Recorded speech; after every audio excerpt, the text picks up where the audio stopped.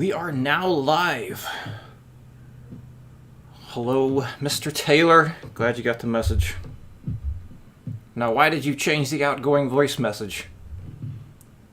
This makes sense to people watching this. Hello! This is number 4, video number 4 of coattail riding.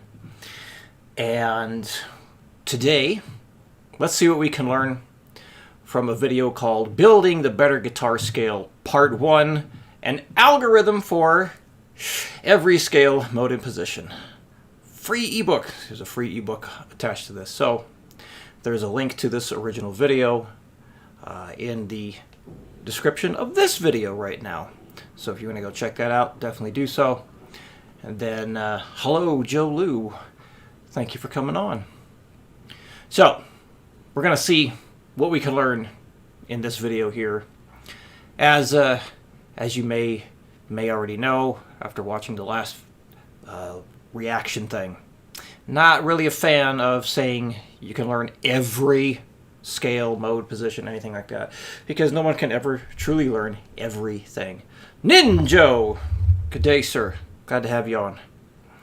But most likely, you know, it's one of those clickbaity titles, and perhaps it can bring in, still help people when they watch these things, even though they're titled in such a way I'm not a big fan of. But hey, who gives a shit? Lord Potato, why did you put a knife in this time?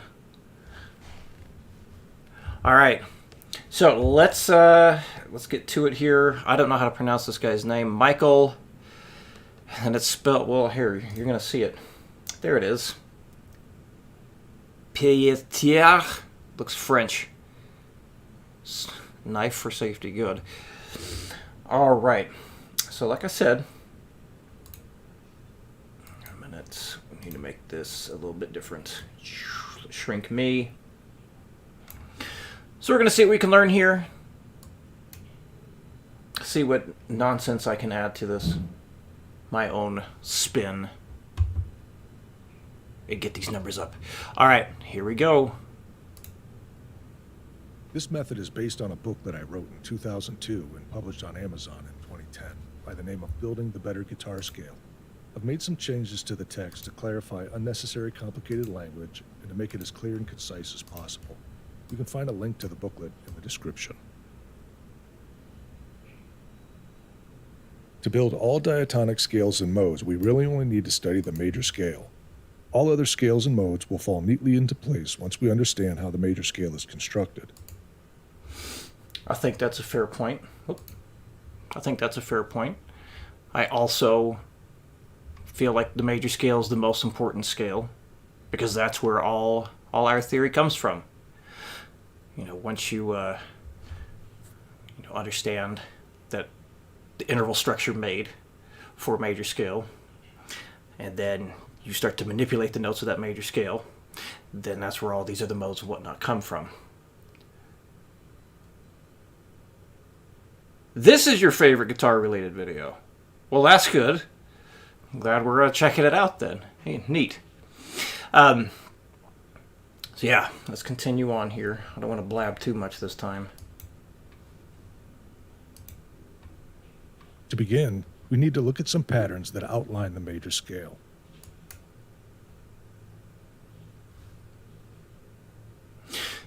Yeah, so these are the 3 notes per string scale shapes I have all my students learn. Stuff that I was taught.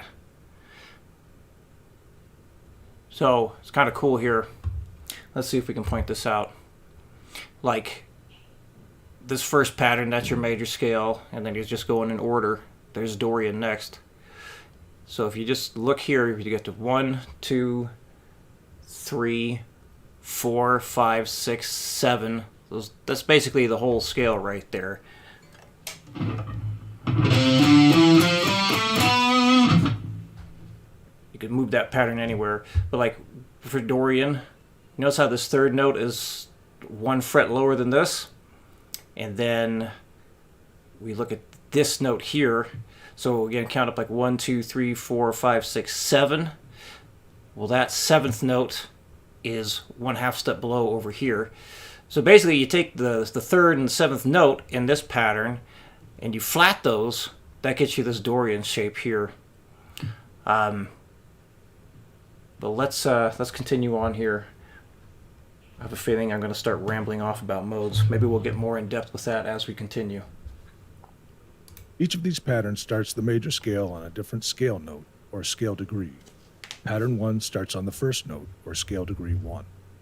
Pattern 2 starts on the second note or scale degree 2. Pattern 3 starts on scale degree 3 and on up through 7. We'll deconstruct these patterns, learn how they are built, and then be able to reconstruct them ourselves on the fly in any position on the fretboard. This is the essence of improvising melodies and playing guitar solos.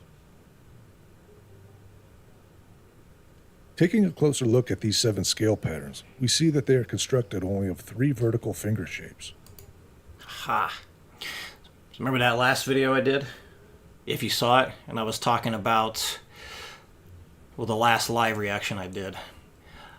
I talked about how there's basically 3 patterns that happen. You got the whole step. So this guy has it outlined in red or highlighted in red. And then the half step, whole step is highlighted in blue. And then the whole step, half step is highlighted in green. So you see it's just the same 3 patterns just stacked up and over and over and over again. Let's label these shapes X, Y, and Z. You know, I wonder if this is the pattern I was thinking about last time, or last live stream. As I mentioned, I saw something like this, and I couldn't remember where I saw it from. I wonder if this is it. These shapes are the basis from which we'll construct all of our larger scale patterns. Notice that they use 3 fingers on each string for left-hand consistency. This ensures that we don't have any awkward shifts when moving from one string to the next. This left-hand consistency also translates into right-hand consistency for classical guitarists, since we now have a predictable repeating right-hand pattern of I-M-I, M-I-M. Looking at our 7 scale patterns, we can see certain rules emerge with regard to how these shapes appear horizontally on the fretboard. For example, you'll notice that shape Y never comes directly before shape X. Similarly, shape Z never comes directly before shape Y. Another rule to note is the grouping of the shapes. They seem to come in pairs or even threes. The only time you ever see a solitary shape is if it is on one of the outside strings. Without going into too much detail as to the reason for the shape order, a larger pattern of finger shapes emerges. Let's say we had a guitar with an infinite number of strings. The order of our finger shapes would repeat every 7 strings, with the order of the shapes being X, X, X, Y, Y, Z, Z. The finger shapes will always appear in this order without variation. Since we only have 6 strings on the guitar, well, most of us anyway, we never get to see the entire pattern on the neck. Nevertheless, we are always playing some portion of this larger pattern. I feel kind of bad. I'm just sitting here watching this. This is not a very good reaction thing, but I don't really have anything to add. I mean, it's very well spoken, well said. It's very cool to see, you know, the image he has here. So far, I really don't have anything to add. But other than, like, this is not an every scale thing. This is an every scale for, you know, your major keys or your minor keys, right? So every scale from the Ionian mode. How about that? That part is true.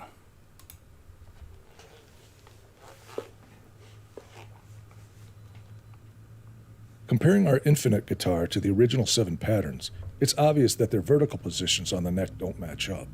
So how do we determine on which frets to place these patterns?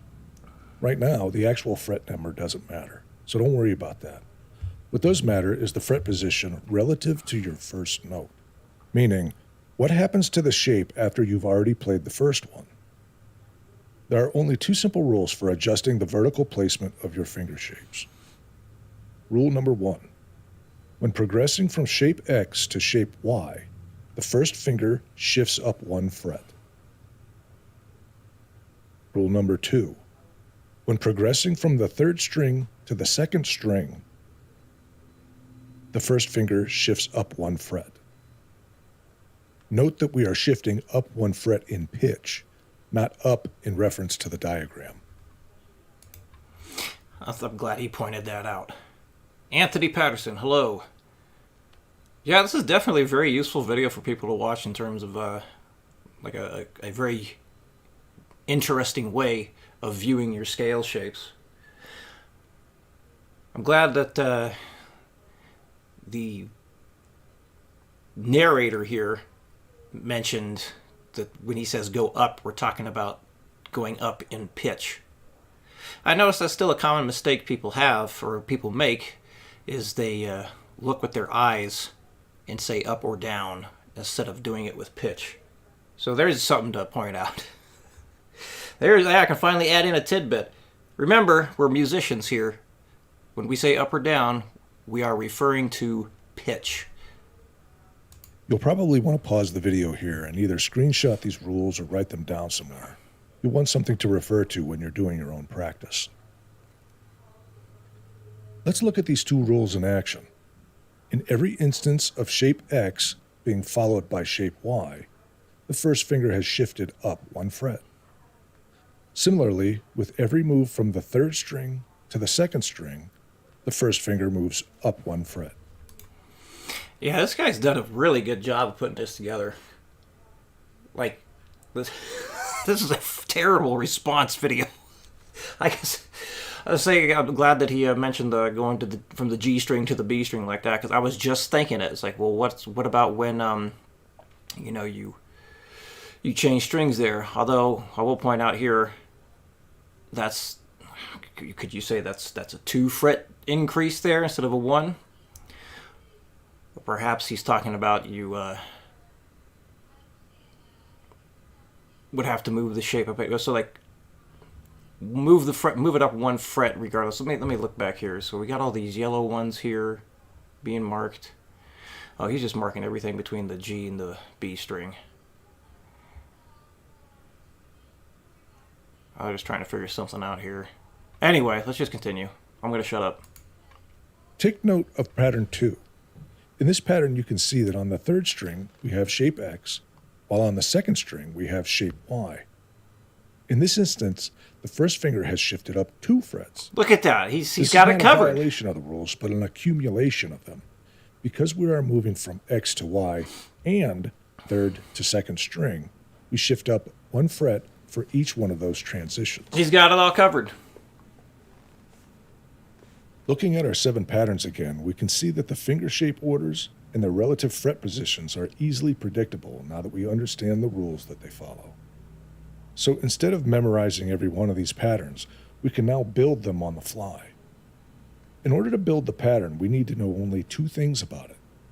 1, the scale degree on which we are starting the pattern. 2, the first 2 shapes of that pattern. Here is a chart outlining the first 2 finger shapes and scale degree for each overall pattern. Again, you may want to pause the video here and take a screenshot or write this down. Once you understand how the patterns are constructed, this is the only thing you need to memorize to be able to play every scale and mode in every position. So long as it's in the major key. Note that both scale degree 1 and 5 start with XX. You'll have to remember that scale degree 5 starts with 3 X's, whereas scale degree 1 starts with only 2. Let's do a few examples to see how it all fits together. Say we want to play a G major scale starting on the first scale degree. We find G on the 6th string of our fretboard and then look at the chart and remember the horizontal ordering of the shapes. The pattern for scale degree 1 starts with 2 X shapes. Play those first 2 shapes. Next comes shape Y, and with it, the rule to shift up 1 fret when moving from shape X to shape Y. Now play the second shape Y. After that, we move to shape Z, but shifting up a fret because we're moving from the 3rd string to the 2nd string. And then end the pattern with your second Z shape. As you can see, the pattern we just built is identical to the original pattern 1. This works anywhere up and down the fretboard. If you wanted to play this pattern in the key of A rather than G, just slide the whole thing up to the 6th fret. If you wanted to play in F sharp, slide it down to the 2nd fret. This is completely movable.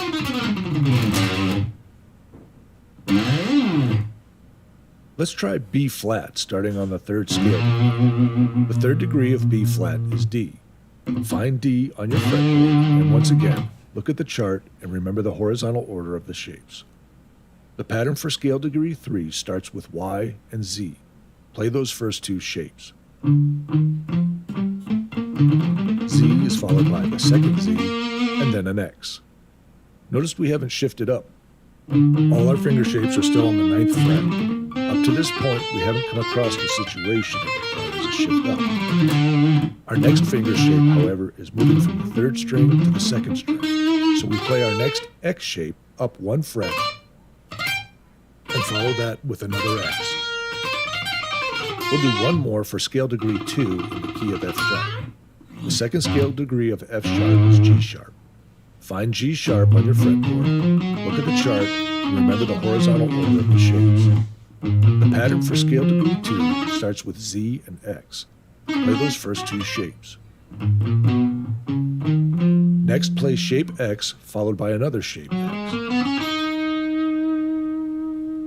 Here at the 3rd string, we have shape X followed by shape Y, so we shift up a fret, and we're moving from the 3rd string to the 2nd string, so we shift up another fret for a 2-fret shift total. Now play the 2nd shape Y.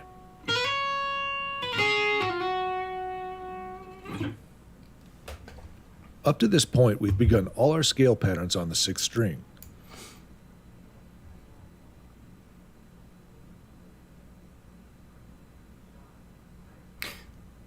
I gotta tell you right now, because I'm not used to thinking of it in these kind of terms here, I could definitely see this method being very helpful for people. But me being the old man here and having done my scales, I guess slightly different way, just memorizing the pattern. Like, it's easier for me to just shoot the thing, just shoot it out of my hands, I can definitely see this being helpful for a lot of people if they're having a very difficult time remembering what comes next. It makes me wonder, like, how would this apply to the more exotic scales when you have much different patterns occurring. I wonder if he goes over that in his book. But what happens if we need to begin a scale on the 5th or 4th strings? The answer is to simply follow the same rules you've already been applying. In this example, we have a C major scale beginning on the 3rd fret of the 5th string. We're starting with shapes XX since we're beginning the scale on the 1st degree, and then just shifting up at the appropriate times. All the same rules apply regardless of what string you start on. Each of the patterns we've been constructing tie. One thing that would help me, instead of looking at it as a XYZ kind of thing, because I always think about, the whole half and half whole. So that makes me wonder, maybe I could look at, or like put together my own thing, like to take this guy's idea and then giving it to students of my own, instead of naming it XYZ, because then you got to remember, well, what the heck is X? But if you just call it like whole, or the whole half whole, I mean, that's telling you how your fingers are going to go every single time, right? So it's always like the whole done twice, and then the half whole, and then the whole half. And then, remembering how, there's always some memorization that has to happen with these things, right? Well, and then the Dorian, just remembering that would be the whole half to begin, followed by the whole, which means you'd have the 2 holes right after that, and then followed by the half whole. So the half whole always comes after the whole. That's pretty neat to think about that way. Lydian starts with the whole, and then right into the half. So after the 2 holes, you're going to start with the half step. Or after a whole step thing, when you go to the next pattern, it's always going to be the half hole. And then after the half hole, it will always be the whole half.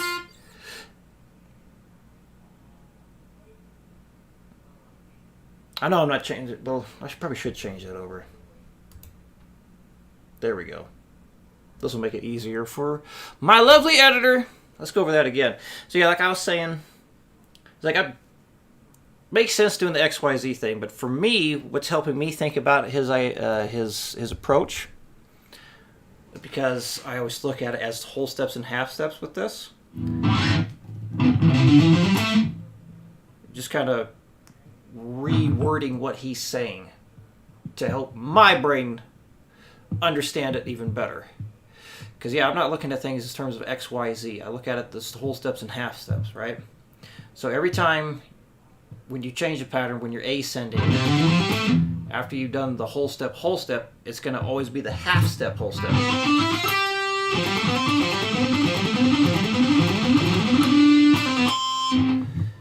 This mic is like, man, the gain structure is just freaking crazy today. What the hell? Anyway, and then after the half whole, it's always going to be the whole half.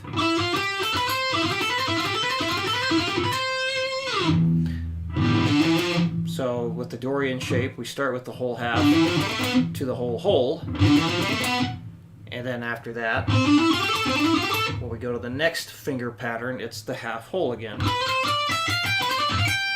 With the Phrygian, we start with the half hole into the whole half.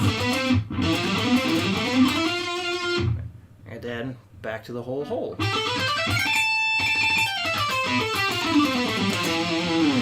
So, there we go. I finally had something to add to this.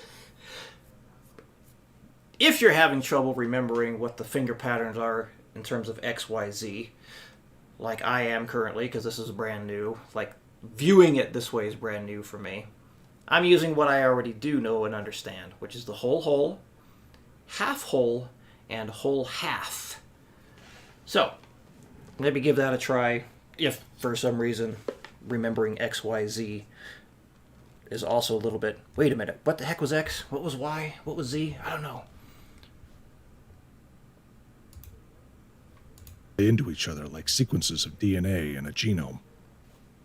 Look at this diagram and note how pattern 1 on the 5th string is virtually identical to pattern 5 on the 6th string. When we overlay 2 patterns like this, we can see that all these are actually subsections of a single larger pattern that encompasses the entire fretboard and repeats infinitely. That's true. Hello, Vinton. I'm fairly okay. How are you doing today? Learning some very interesting, useful information here. This is what I call the grand unification pattern. This will be the subject of another video. However, as you practice constructing your own patterns, you'll start to see for yourself how they all tie into one another, and you can construct the grand unification pattern yourself. We can also apply our patterns to play all the natural modes. Each major scale pattern is also one of the 7 modes. This chart shows each pattern and the mode associated with it. Starting a major scale on the 1st degree is the Ionian mode, which is just the major scale itself. Starting the major scale on the 2nd degree is the Dorian mode. The 3rd degree is the Phrygian mode, 4th is Lydian, 5th is Mixolydian, 6th is Aeolian, or the natural minor scale, and 7th is Locrian. If we want to play the Dorian mode starting on the 1st degree of that mode, we simply play pattern ZX. Similarly, we play the Mixolydian mode starting on the 1st degree by playing pattern XXX. An important point to note is that all these pattern mode associations all begin starting on the 1st degree of that mode. There is a method for starting patterns on different scale degrees of modes, but I want to keep this video as short and concise as possible. This process is more academic than practical anyway, so I'll cover that in another video. Same thing. The natural minor scale is simply the Aeolian mode. Just use pattern 6 of the major scale. Yep. That's it. There's nothing else to it. I don't cover the harmonic and melodic minor scales in this method since they are non-diatonic. Interesting. Once again, he covered it. I asked about, or was kind of contemplating that. I mentioned maybe he'll cover these kinds of things in his book, and apparently not. So he says not diatonic.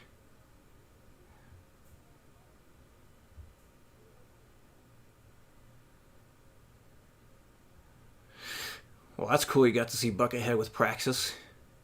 I didn't know he still did stuff with them. Buckethead is always entertaining to see live.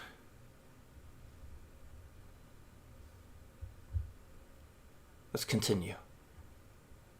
Meaning, they have notes that are altered in some way. However, once you've got a solid grasp of the Aeolian mode, changing it to harmonic or melodic becomes much easier.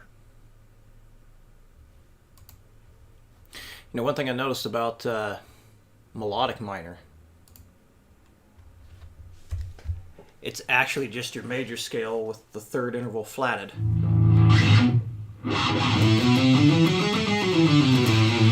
So if you were to play, he's talking about Aeolian here. I guess, I'm just, God, I cannot talk. Maybe I'm not feeling all that great. Anyway, if you wanted to play A melodic minor, so here's your A natural minor.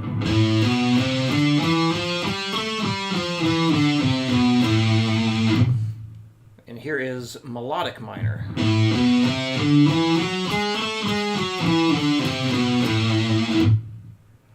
So let's change that to, I'm going to take it from a C major scale because we have less accidentals to deal with. So you got your C, D, E, F, G, A, B, C. So you just take the E and flat it, and you got C melodic minor.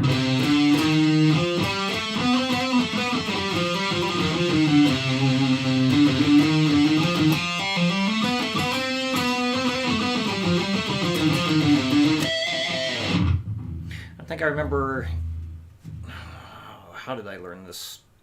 I think I used to view it as you take harmonic minor. So there would be A harmonic minor. You just take your A, B, C, D, E, F, G, and sharp that G. So that gives you harmonic minor.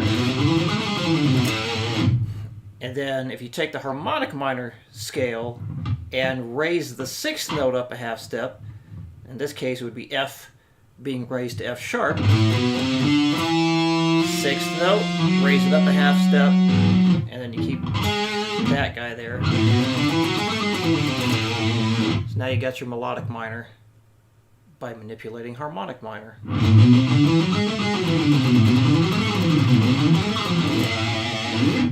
But it's really just the Ionian mode of the major scale with a flat third or minor third instead of the major third.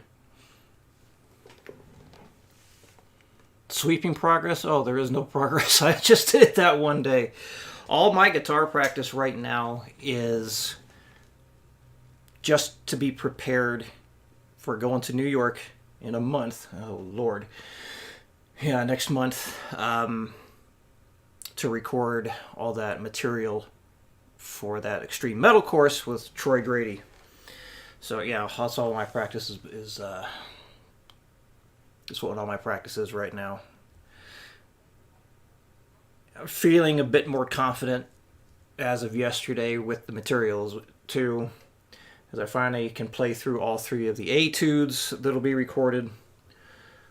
And I was started going through all the material again today because I just need to go through all the easy to play stuff too, just to make sure that still can be played quickly, correctly, because we only got 3.5 days to shoot everything. And for me, every time I do any kind of big production type thing, it always takes way longer than expected. So that's a big concern I have. It's like, are we really going to be able to pull all this stuff off in just 3.5 days? Because there's over 100 things that need to be recorded. Over 100 things. So most of it's very short, but still, it's a lot of stuff. All right, tips for practice. Let's see what the tips are. Improvising along to backing tracks is the easiest way to make this method second nature to you. It's also There the are most thousands fun. of them all over YouTube, and they usually tell you what key they are in. When improvising, be sure to play all over the neck. Don't just stay in one position. Try changing keys and modes spontaneously. If a backing track is in G major, try G Lydian or Mixolydian. Whoa, wait a minute. What? Hold on a sec. Okay, we got something to point out here. Thank you, Joe Lou. Okay, so I agree that yes, practicing over backing tracks, improvising over backing tracks is, to me, a very fun way of learning your scales, shapes, and modes and all that. We could definitely talk about a more detailed approach on how to move up and down the fretboard and play and all these things. So when learning scale shapes and learning to improvise, what I recommend my students do is stay in one place for a bit. Get comfortable with one shape before you start working with another shape and then another shape.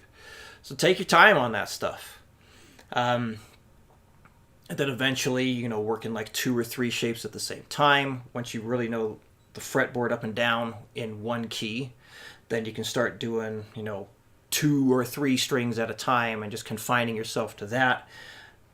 This way, you're forced to look at the fretboard in a different way. Because if you are always looking at it in terms of like the 3 notes per string and all 6 strings, then you might just be stuck at looking at that one shape. But when you reduce it to just like, oh, you only have 2 strings, well, then you got to start looking at things in a more horizontal way instead of the vertical way.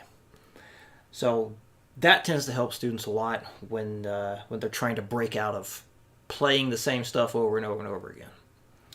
I think he just mentioned that if you're playing in a G major scale, or not G major scale, a key of G backing track, that you could also use Mixolydian. Well, no, not quite, unless the chord is always a G. Let's rewind, listen to what he has to say, and then if he really did say to do that, I'm going to explain why that may not be such a good idea. If it's in A minor, there are thousands of them all over YouTube, and they usually tell you what key they are in. When improvising, be sure to play all over the neck. Don't just stay in one position. Try changing keys and modes spontaneously. If a backing track is in G major, try G Lydian or Mixolydian.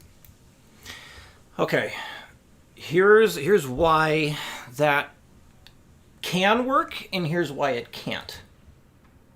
All right, so we just said if the backing track is in the key of G major, then you can try using G Mixolydian or G Lydian with that as well. Well, here's the problem. G Lydian is not in the key of G. G Mixolydian is not in the key of G. G Ionian is in the key of G. It is the key of G. What makes the key of G? It has one sharp, which is F sharp, and it's this. So it's just G, A, B, C, D, E, F sharp. So, I wish I had a way I could like quickly record a chord progression. I do have a looper somewhere. I haven't used that in a long time. Anyway, so let's say we're doing like a very typical chord progression in the key of G, like you're just a basic 1-4-5 kind of thing. So like G chord, C, D, and then we'll just say back to C. or we'll hit E minor instead. So we'll have 4 different chords.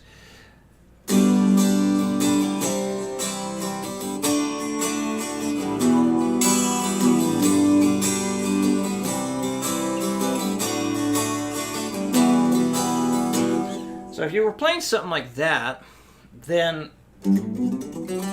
your G major scale would work very well. However, we got problems with playing Lydian or Mixolydian starting on G. Now when you're playing the G chord, the Mixolydian mode or the Lydian mode, it will work, absolutely. But the problem is once the chords start to change, we're going to have issues here. So going into that C major chord, which is in the key of G, G Lydian is going to clash with this so bad because G Lydian has a C sharp. So it's like, how can I... Man, I wish I could just put on a loop. Anyway, so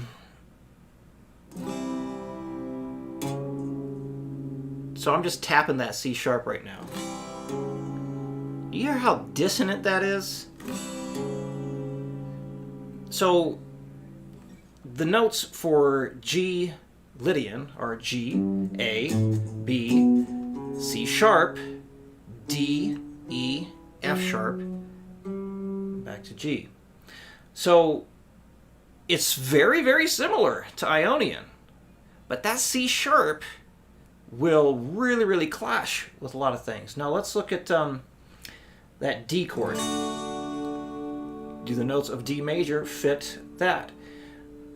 You'd have D, F sharp, and A. D, F sharp, A. So yeah, you could play the G Lydian mode over the D major chord, and that would work.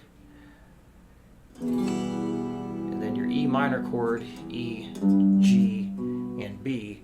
So that would also work with the Lydian mode there, G Lydian.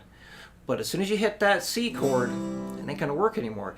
Basically, when you have a chord progression, if one of those chords uses a note that doesn't fit with that mode shape, it's gonna clash. So yeah, you could play a G Lydian mode over a G major backing track so long as the chords don't clash with that mode. So if you know what the chord progression is, you can take advantage of that and switch modes during a chord being played that fits with the mode. But if you stay in G Lydian the entire time you're improvising, when the chords being played don't fit that mode, it's gonna sound really, really, ugh. It's not gonna sound pleasant. If you don't want it to sound pleasant, well then have at it. I mean, you can do whatever the hell you want when it comes to improvising, right? As long as you like it, that's all that matters. Let's look at Mixolydian as well. So the notes that make Mixolydian are all natural. G Mixolydian is in the key of C major. There are no sharps, no flats. It's just G, A, B, C, D, E, and F. So that F right there is going to clash with the D major chord in our progression. So again, playing like a G chord, C, D major, which has the F sharp in it, and then the E minor. So a G major chord, a C major chord, and an E minor chord, those are all in the key of C. So yes, G Mixolydian will work perfectly well over those 3 chords. But that D major chord, because of the F sharp, the G Mixolydian mode would not sound good with that one. Not too good. So if I did this, let's see. Actually, I could probably just do it like this. Kind of sounds cool to me, but I like dissonant sounds. Did you hear that? This doesn't quite sound all sweet and pleasing to the ear anymore. If I move it back to an F sharp, it sounds a bit nicer. But anyway, so that's why, yeah, you could use the Lydian or Mixolydian mode, but you just got to be careful of what chords are being played, because it's not always going to fit perfectly.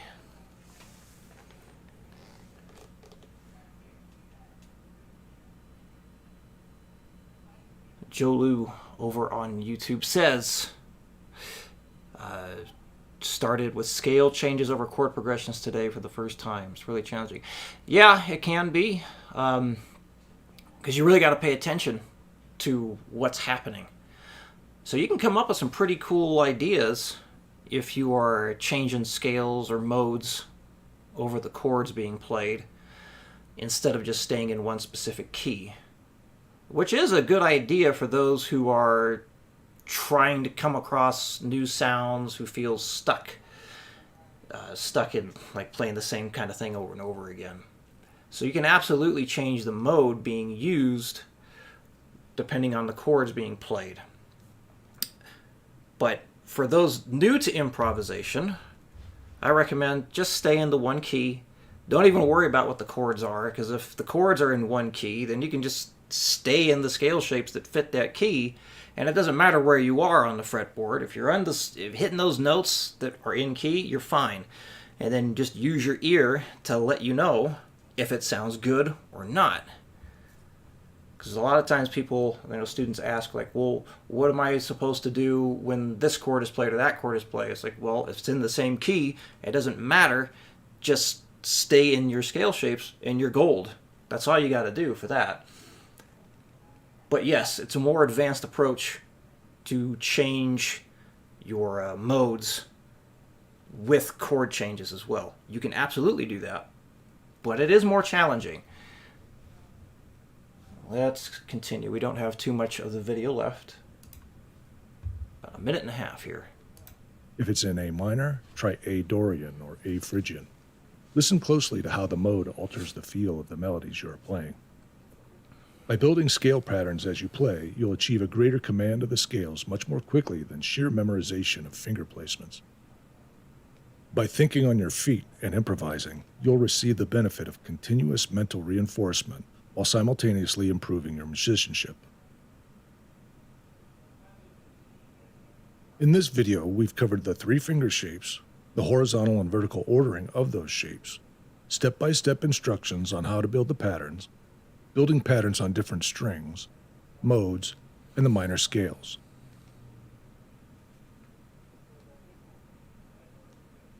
The focus of this tutorial has been to enable guitarists to create a visual mental map of the fretboard in a clear and simple way. It isn't designed to teach music theory. Some of you will be wondering how to know what specific notes fall on which degrees of which scales, what are key signatures, and so on. There are a million other places you can find that information, and there's no point in me repeating that here. Having said that, experience has shown me that students who have struggled with music theory in the past have greatly increased their understanding of it by using this method. You now have the tools to build any scale or mode in any position on the fretboard. Good luck in your practice, and thanks for watching. So yeah, I think it was an excellent video. Woo! Every song has this. Every song has a major triad. Well, that's going to be the next video. I'm just going in order of how I have this stuff saved. But we will not be doing that today. Let's try to do something here. I'm going to try using, just use Guitar Pro and see about putting in just like a quick chord progression.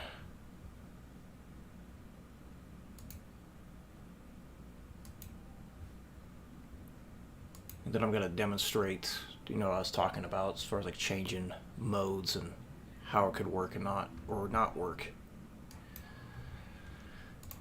All right. Let's do so 1, 2, and 4. Let's just do that.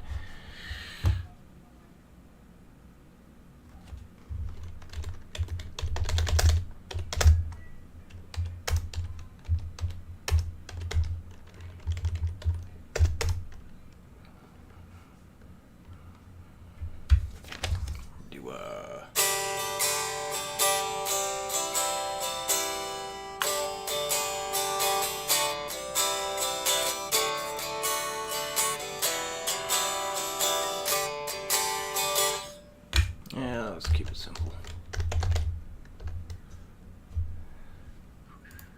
Well, I guess I don't need to change the key signature right now. Who cares?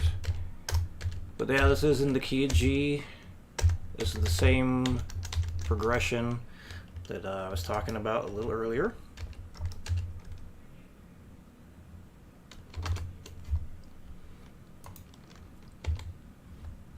And let's change a little bit here to help us all see what notes are being used. I just hit the wrong thing. Alright, so we got our G chord, C chord, D, and E minor. This is going to be one happy sounding progression. Alright, so G chord is G, B, and D. C chord is C, E, and G. D chord is D, F sharp, and A. Your E minor chord is, whoops, E, G, and B. Hi. Let's see, how can I change this?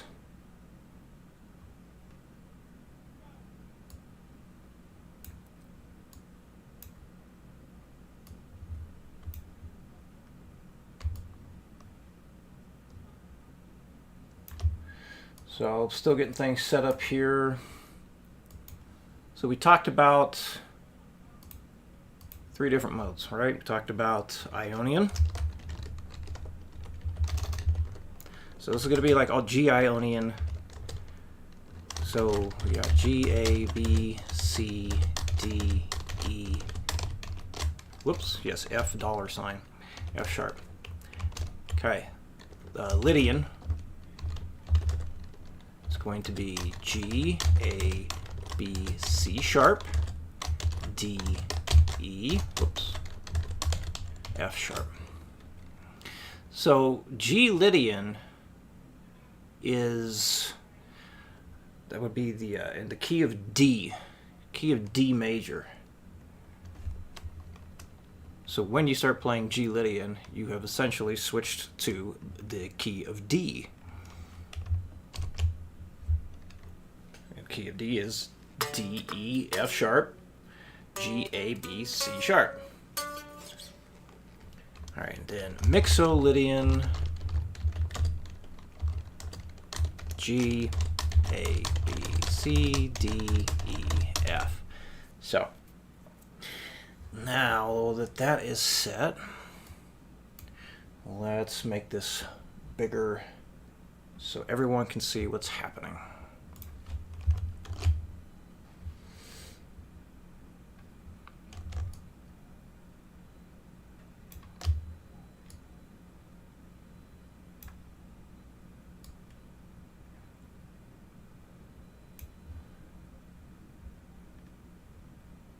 Okay.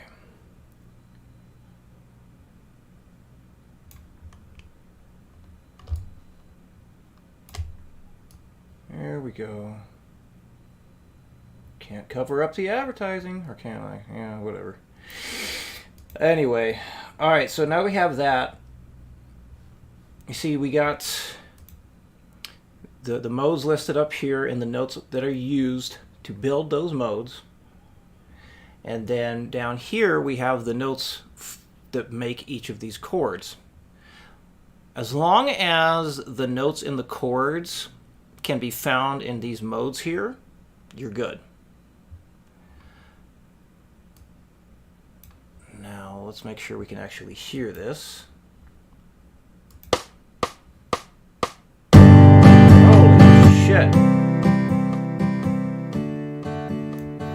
Sorry.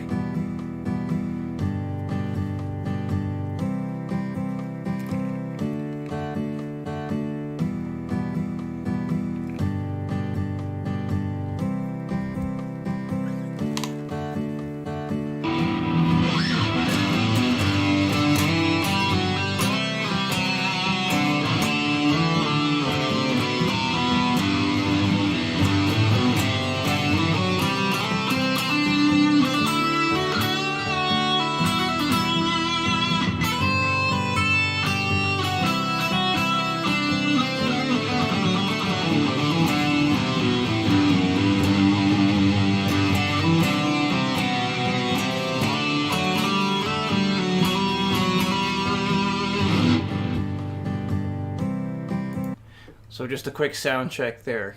Could everybody hear the MIDI guitar and the real guitar fairly equal?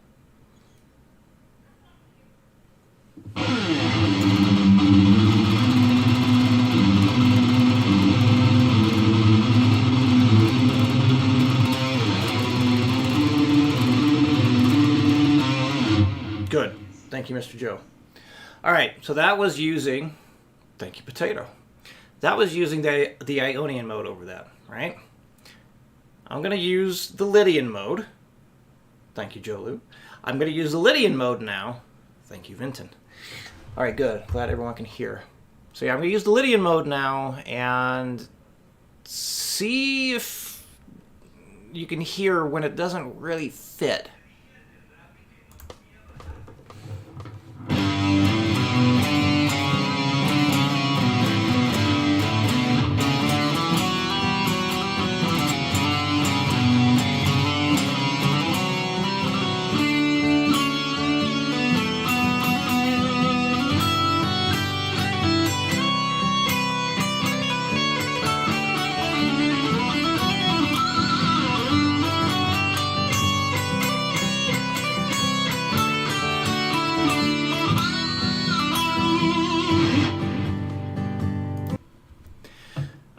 So I did purposely try and hit the C sharp note, which is characteristic of the G Lydian.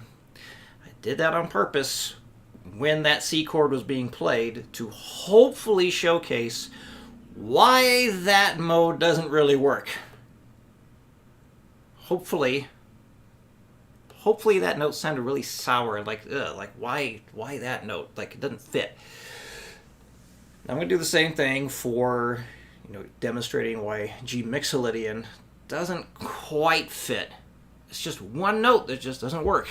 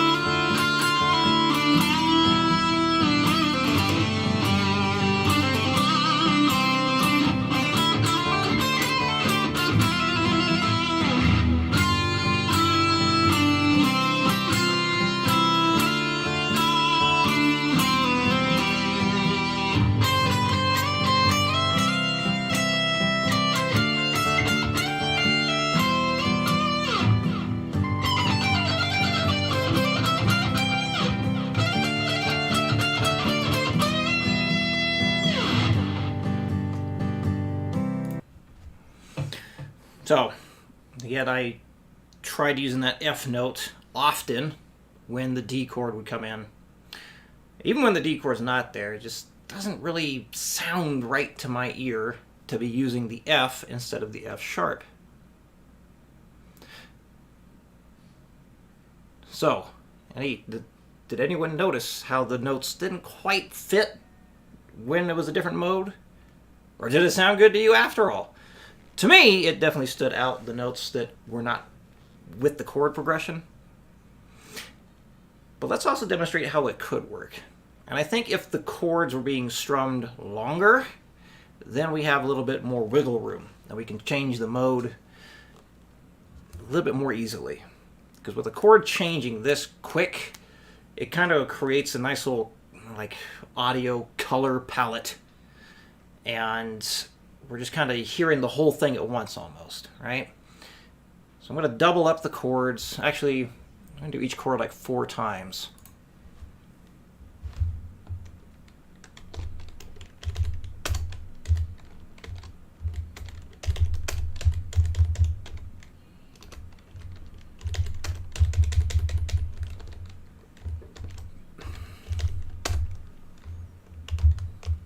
Okay. So with it like this, I think we can get away with changing the mode a little bit easier. So I'll start with Ionian again, and then I'll change it to Lydian after we go through the entire thing, just making sure I go back to the G Ionian at the appropriate time. Same thing with Mixolydian. So, doing something like this, going to Lydian, we can do that when the G chord's playing. But once that C chord comes in, we got to go back to G Ionian, or even G Mixolydian, and that would work out okay. So anyway, let's start with fiddling around with Ionian, and we'll start changing modes here. See if you can tell when the mode changes. See if you can hear a difference.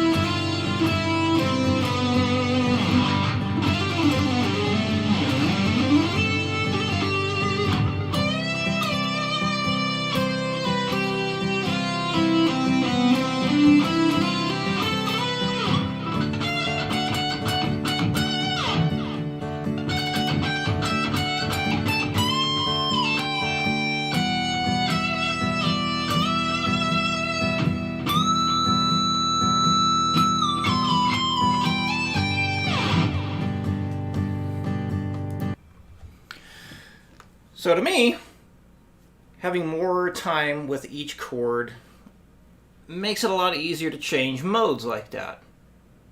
Could anyone hear a difference? Another thing you can do, because we have the chord sitting there for a while, we can change keys along with the chord. So like when it's a G chord, we'll just play in the key of G. When it's a C chord, we'll go to the key of C. When it's the D chord, we'll go to the key of G. Now, E minor is the relative minor for G. Good. I'm glad Potato could hear. So let's see. Oh, we'll just go back to the key of G for that one anyway. Why not? So now I'll do kind of a similar thing, but I'll change keys with the chord. But G major and E minor, it's going to be the same key because they're relative to each other. Oh God, what an awful start! Let's try that again. Good God, that was bad.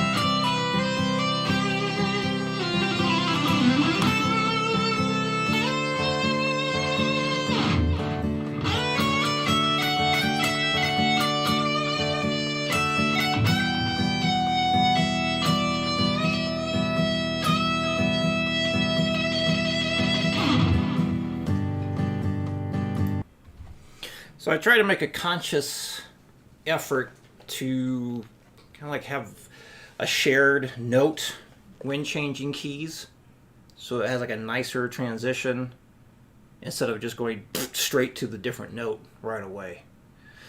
So there we go. Hopefully that gives people some improvisation ideas to try out. Hey, we got some stuff we were able to talk about after all. Well, that's good. Yeah, definitely really good video that we got to watch today. Very cool seeing the different patterns laid out that way. I bet this was the thing I was thinking about last week. And now we found it. Thank you, Joe Lou. Let's change this here. Well, we've been streaming for a little over an hour. I am not mentally exhausted right now, so if anyone's got any questions, things that they'd like to discuss, now's a good time to do it. So I'll hang around here for a bit and wait and see if anyone's got stuff to talk about or things to say. No, I don't mess around with my baritone too much. Let's grab that.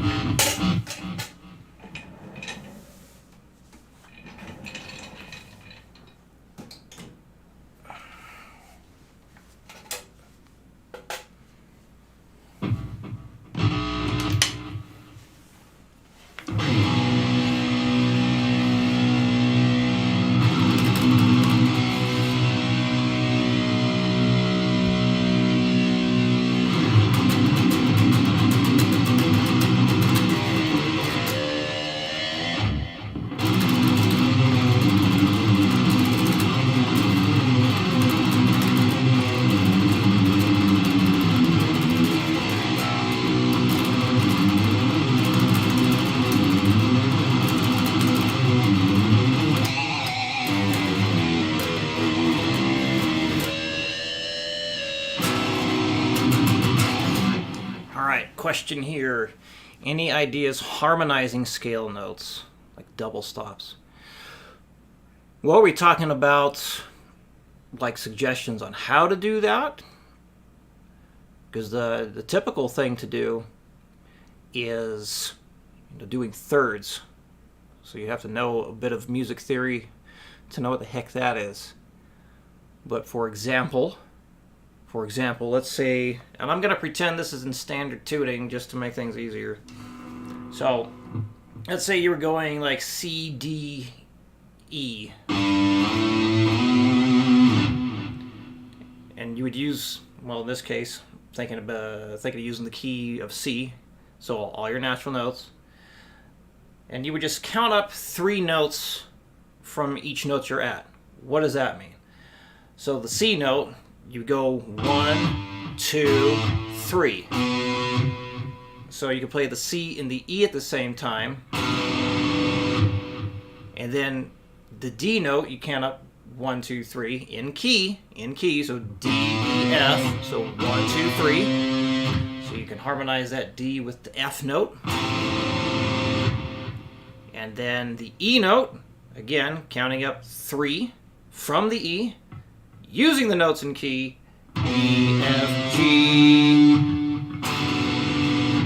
So you can look at it like this. Again, just going in key. If you're just going to harmonize like the C, D, and E over and over,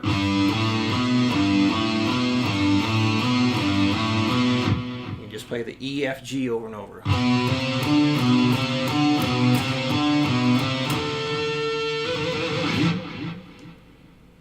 You know what? We can use Guitar Pro to help with this. Why not?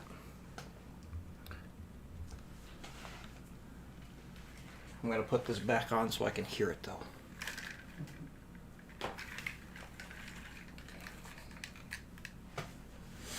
Joe Lou, is that kind of what you're asking? Is that what you're asking about there?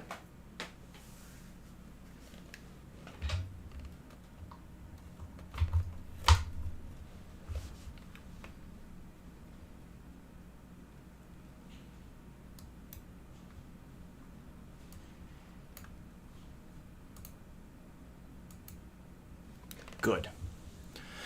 All right, let's get old electric guitar here. Let's do baritone. All right, so like I was saying,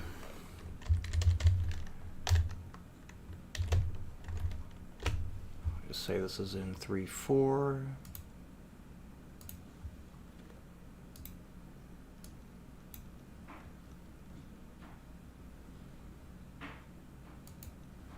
I'll just keep that looping here.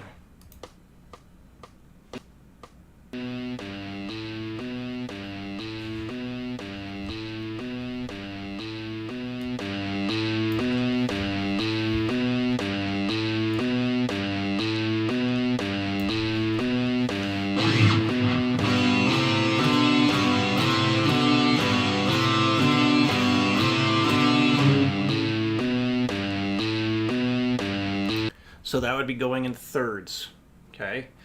And that's just staying in the key of C right there. Again, I know we're in baritones. We're just pretending we're in standard just to keep things easier to explain. So another common thing, harmonizing in fourths. Yes, I was just about to get to those things. So look at that. We're thinking the same stuff. So yeah, another common way besides thirds is doing fourths or fifths. I think fifths are a bit more common. So let's explain that one first because I think it's easier to get. But it's basically like, just think power chord. Think about a power chord. So if we're going C, D, E, just plug in that power chord shape. And you can harmonize in fifths like that. Perfect fifths.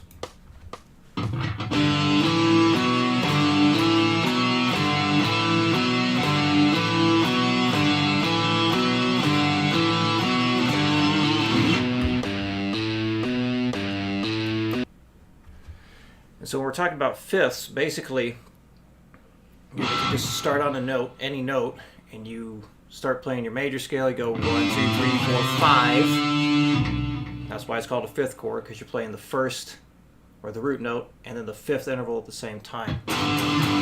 So with a fourth, same idea, and the only way this whole thing I'm about to say doesn't work is when you're dealing with the G and the B string.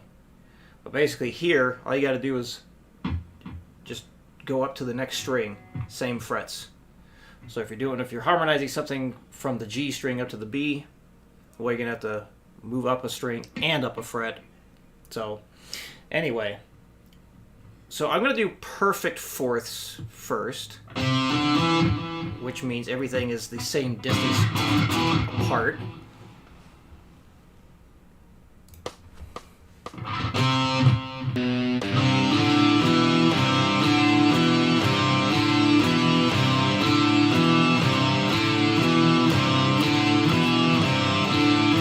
So here we go with the thirds. Fifths.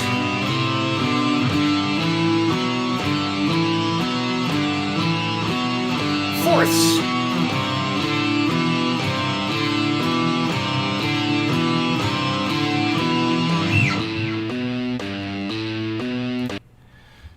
Now I mentioned perfect fourths. Well, if you remember, Lydian has a sharp 4. So let's say we're in the key of G. That would mean we don't have an F, we have an F sharp. So we could do this and keep it in that key, and it's going to sound a little weird. So this is what it would be like if we were in the key of G. We'd have an F sharp, not an F. So that might sound a bit dissonant.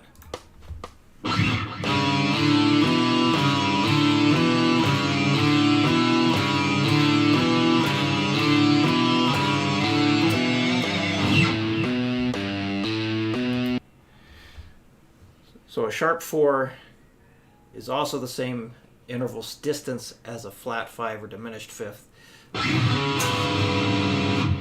So if you want things to sound dissonant, just play everything as a flat 5 or diminished fifth.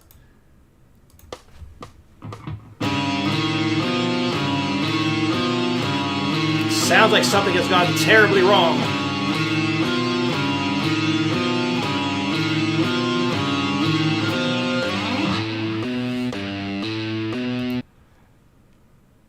thing you could do, you want to make things just sound nasty, use minor seconds. Basically play everything a half step up. So the tab says 3-5-7. Well, we are going to play 4-6-8. And it's going to sound, well, pretty awful.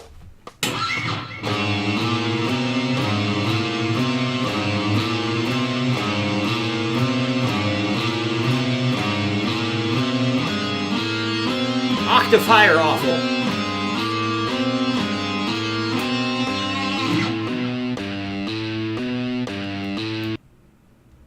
So there we go. A little bit of harmony talk. Yeah, but if you learn the stuff in key, you can do a lot of melodic things. It's like in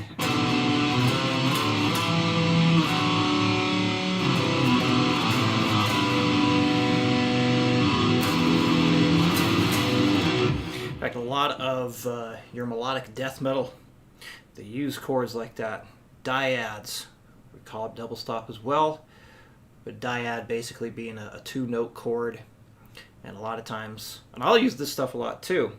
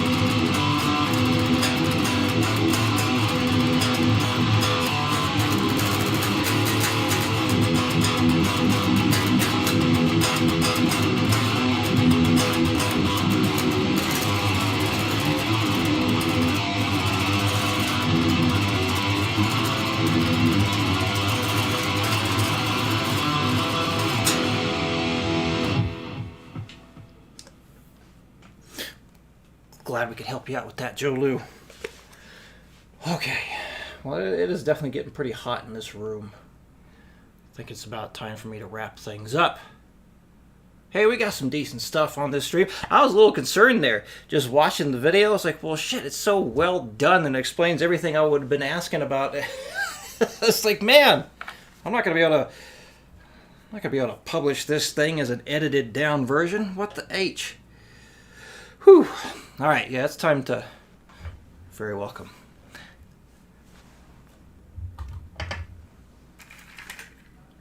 What the heck was I going to say? I already forgot. Oh, well.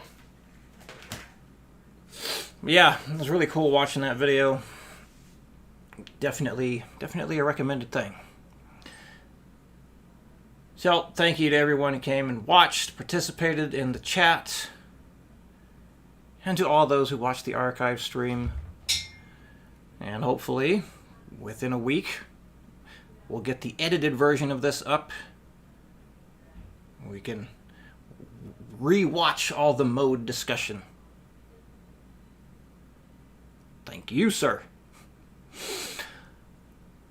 All right. Time to end it.